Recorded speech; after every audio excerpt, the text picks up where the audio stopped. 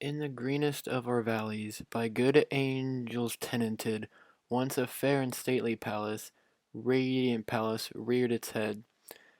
In the monarch thought's dominion, it stood there. Never seraph spread a pinion over fabric half so fair. Banners yellow, glorious, golden, on its roof did float and flow.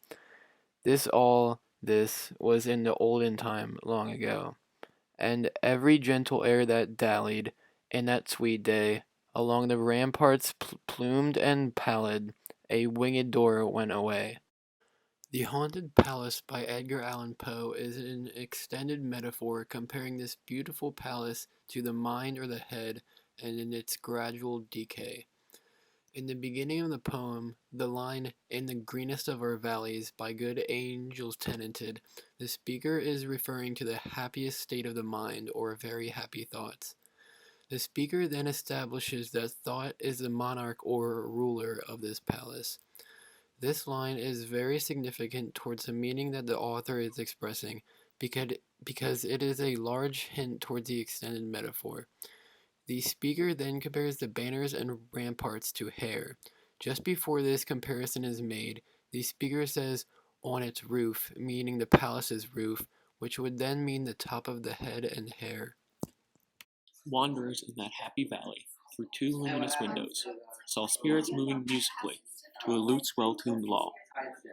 Round about a throne where sitting, Porphyry grown,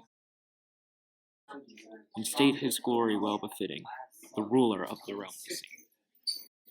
And all with pearl and ruby glowing was the fair palace door, through which came flowing, flowing, flowing, and sparkling evermore, a troop of echoes whose sweet duty was but to sing, in voices of surpassing beauty, and wit, and wisdom of the king.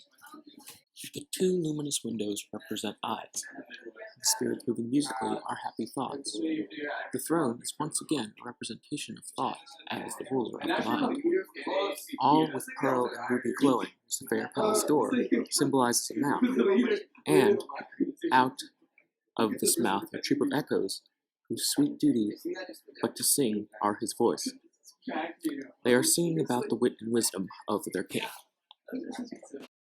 But evil things, in robes of sorrow, assailed the monarch's high estate. Ah, let us mourn, for never morrow shall dawn upon him desolate. And round about his home the glory that blushed and bloomed is but a dim remembered story of the old time entombed.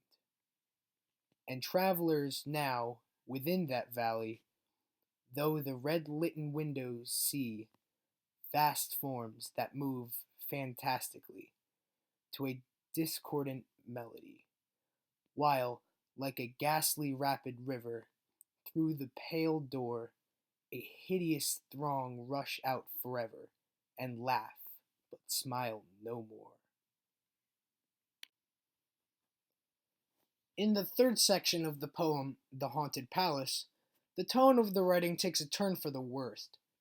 In just the first line, it states, "But evil things in robes of sorrow." This line starts the section off by describing the evil things as being draped in robes of sorrow to symbolize the events that are happening to the target, or the subject of the poem. Because the palace in the poem is metaphorically portrayed as the mind of the subject, and the monarch is the thought of the subject, the action of the evil things assailing the monarch's high estate is a metaphor for the speaker's feelings and thoughts going through some depressing or sorrowful times.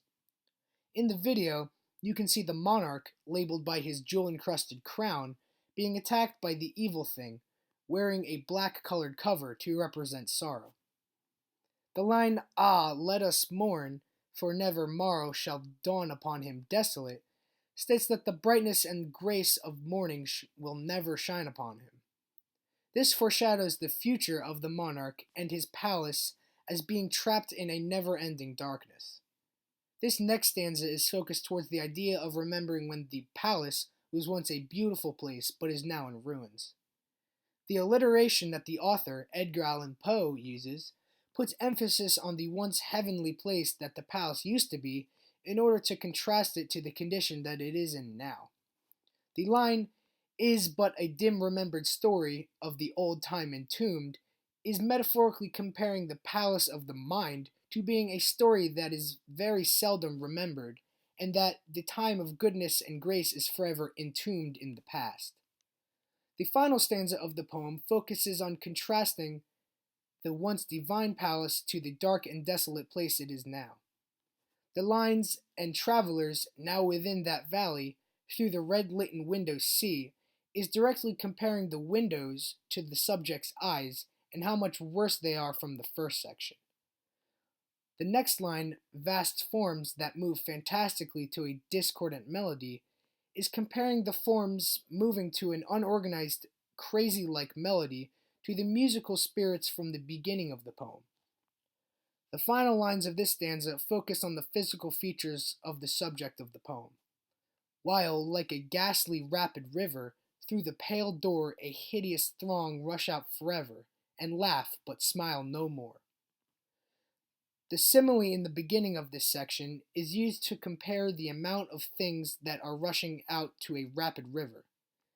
The pale door is compared to the mouth of the speaker, which is releasing outbursts or uncontrolled actions or sounds.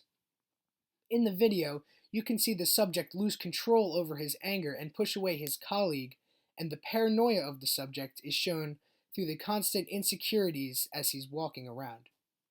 The hideous throng rush out forever is another line that emphasizes that he has little control in the things that he says and his actions.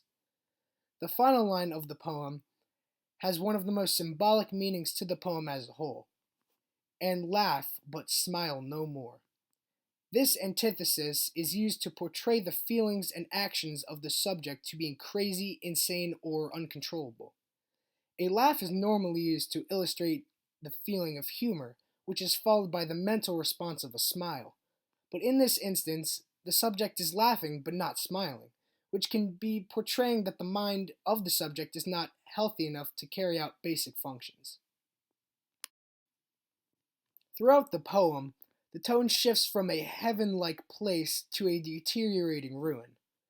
This shift is done so through vivid imagery, metaphors, antithesis, and comparisons.